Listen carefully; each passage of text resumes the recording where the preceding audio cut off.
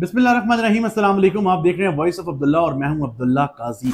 Indian जो air chief हैं वो जनाब उनकी तरफ से एक क्लेम सामने आया है और वो ये कहते हैं कि हमने भी पाकिस्तान के जो हैं वो जहाज गिराए हैं और साथ उन्होंने ये भी बताया जी कि एक जहाज हमने पाकिस्तान जो है वो तो 300 किलोमीटर से दूर से उसको मारा है और ये एक रिकॉर्ड है। मतलब कि मैं सदके जाऊं इन लोगों के, शर्म नहीं इन लोगों को आती। डूब बन रहे हैं, इनके लिए मकाम है कि मई में ये सब कुछ होता है। 7, 8, 9 मई इन दिनों के दौरान ये जंग हो रही थी और आज 3 महीने बाद 8 अगस्त को जाके इनको याद आता है कि नहीं, हमने आपको बताना था कि ना हमने भी पाकिस्तान के जहाज गिराए थे। तो ये पहले फुटना था ना अपने अपने मुंह से।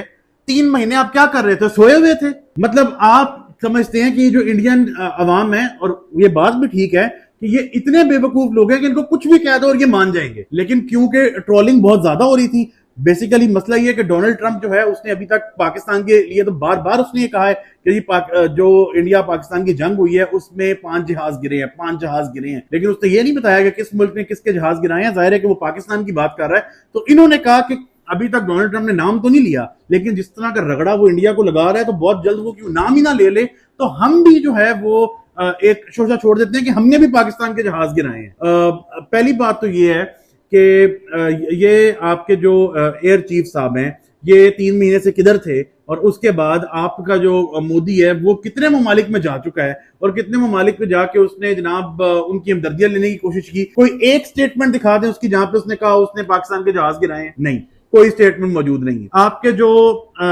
जिस तरह हमारे जॉइंट चीफ ऑफ स्टाफ होते हैं, इंडिया में डिफेंस चीफ होते हैं, वो जाते हैं, वो एक इंटरव्यू देते हैं। उसमें इंटरव्यू में उनसे सवाल किया जाता है कि इंडिया के कितने जहाज गिरे हैं। वो आगे से कहते हैं कितने जहाज गिरे हैं ये इंपॉर्टेंट नहीं है, इंपॉर्टेंट ये है कि हमने इससे हासिल क्या किया और गवाया क्या। तो उस वक्त आपके वो डिफेंस जो स्टाफ साहब हैं वो क्यों नहीं बोले कि हमने भी पाकिस्तान के जहाज गिराए हैं? ये आउट ऑफ नोवेयर आपको एकदम से किस तरह याद आ गया कि आपने पाकिस्तान के जहाज गिराए हैं? मतलब शर्म नाम की कोई चीज होती है यार, थोड़ी सी कोई ग्रेस होती है एक स्टेट के तौर पे या एक स्टेट ऑफिशियल के तौर पे। मतलब लेकिन नहीं है ना, है नहीं ना।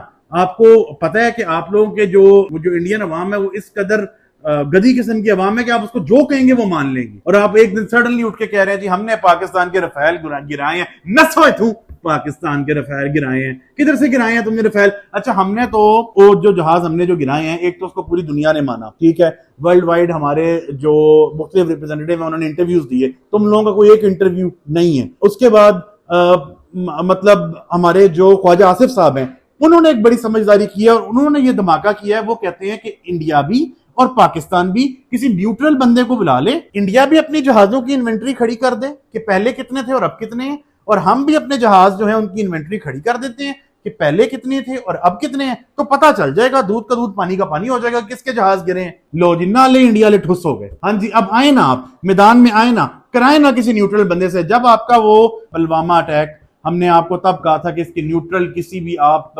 टीम से इसकी आप करा सकते हैं इन्वेस्टिगेशन, नहीं करवाई। क्यों? क्योंकि आप खुद उसमें इन्वॉल्व थे। इंडिया का तो काम ही है कि थोड़े अरसे बाद जब अटेंशन ना मिल रही हो तो इस तरह की एक खुद साख्ता एक्टिविटी करवाओ और वो पाकिस्तान पे डाल दो। और फिर जो है पहले इनका यह सौदा बिक जाता था। पाकिस्तान खुद, क्योंकि जाहिर है कि तालिबान की वजह से वो अमेरिका की जंग लड़ता रहा और वो इस वजह से अमेरिका भी इन सारी बातों को ओन करता था और पाकिस्तान के लिए चीजें बहुत खराब होती थी। इस दफा अल्लाह ताला ने क्योंकि फतह नसीब किया पाकिस्तान को, तो इंडिया की करनी जो है उनके ऊपर वापस पड़ गई है। तो जलालत है सिर्फ इंडिया के लिए। इनको कुछ समझ नहीं आ रही अब ये क्या करेंगे, और जब कुछ समझ नहीं आ रही तो फिर इस तरह की बोंगियां ये मारेंगे। ये वो चीज है जिसका ना कोई सार है ना कोई पांव है, और अगर है तो फिर इंडिया सामने आए और ख्वाजा आसिफ साहब के ऑफर को कबूल करे और अपने जहाज पेश कर दे। हम भी अपने जहाज पेश कर देते हैं, दूध का दूध और पानी का पानी हो जाएगा। फिल वक्त इतना ही, बहुत शुक्रिया।